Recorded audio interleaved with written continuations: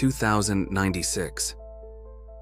Deep within the icy expanse of northern Russia, the Kalinin nuclear power plant hums with life. Hidden in the remote wilderness near the town of Udomlia, this facility is the beating heart of the region's energy grid, a marvel of engineering and a cornerstone of Russia's power. But beneath its calm exterior, shadows loom. Political tensions run high, resources are strained, and the world feels like a powder keg ready to ignite.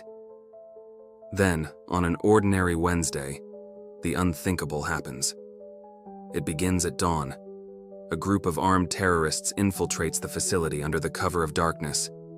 Their plan is simple but devastating: take the plant staff hostage and demand a ransom from the government.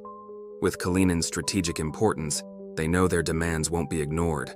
However, their timing couldn't have been worse. By sheer coincidence, the plant's two senior scientists, veterans responsible for maintaining the reactor's cooling systems, suffer simultaneous heart attacks just hours before the attack. Decades of stress and exhaustion finally catch up with them. Their sudden deaths leave the plant's systems vulnerable at the worst possible moment. The terrorists seize control with brutal efficiency, taking hostages and broadcasting their demands. But as they celebrate their initial success, a chilling realization sets in. Without the scientists, the reactor is rapidly overheating. Warning lights flash, alarms blare, and the plant begins to spiral toward meltdown. Panic spreads among the staff and terrorists alike. No one remaining has the expertise to stabilize the reactor. Desperation turns to chaos as the reality of their situation dawns on everyone. Amid the turmoil, a lone security guard, bleeding from a gunshot wound, crawls toward the facility's panic button. With a final surge of strength, he presses it, sending an emergency signal to Russian authorities. Sirens fill the air as police and military convoys race toward the plant. But it's too late. The reactor reaches its critical point. In a blinding flash of light, the plant explodes, unleashing a radioactive inferno that engulfs the surrounding area. The blast is so immense that it can be seen from space, a burning scar on the Earth's surface. In Moscow, panic grips the Kremlin. Miscommunication and fear lead Russian officials to suspect an American attack. To their eyes, the explosion at Kalinin seems like the opening salvo of a coordinated strike. Decades of distrust boil over. Within minutes, they activate Perimeter, their nuclear defense protocol. 15 of Russia's deadliest intercontinental ballistic missiles are launched toward the United States, their targets set to major cities and military installations. Half a world away, U.S. defense systems detect the launches.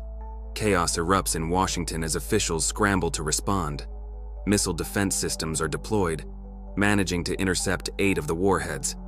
But 7 evade destruction, striking New York City, Los Angeles, Washington, D.C., and other critical targets. The devastation is unimaginable. Millions perish in moments, their cities reduced to ash and rubble. The United States retaliates immediately, launching its own nuclear arsenal toward Russia. NATO allies bound by treaty follow suit, targeting Russian territories. Russia's allies, including China and North Korea, respond in kind, unleashing their own arsenals against NATO countries. Within hours, the world is engulfed in nuclear fire. Entire nations are wiped from the map as mushroom clouds rise over every continent. The Earth plunges into a nuclear winter. The atmosphere fills with ash and radioactive dust blocking out the sun. Temperatures plummet, crops fail, and humanity teeters on the brink of extinction. For those who survive the initial blasts, life becomes a desperate struggle. The air is poisoned, water is scarce, and resources are fought over with feral intensity. Pockets of survivors cling to existence in a shattered world, their lives defined by fear and the faint hope of a future that may never come. South.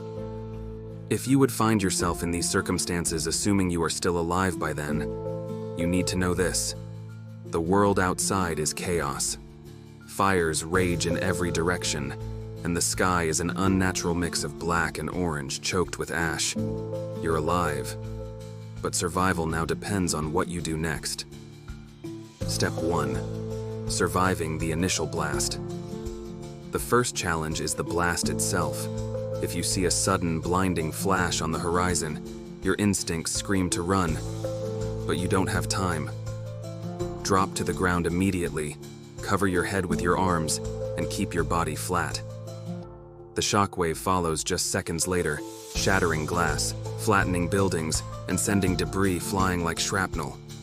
If you're lucky and far enough from ground zero, the wave will pass, leaving you battered but alive. When the dust settles, you scramble to your feet. Your priority now is to find shelter. The radioactive fallout is coming, and with it, an invisible death. You sprint toward the nearest sturdy structure, an old abandoned bank.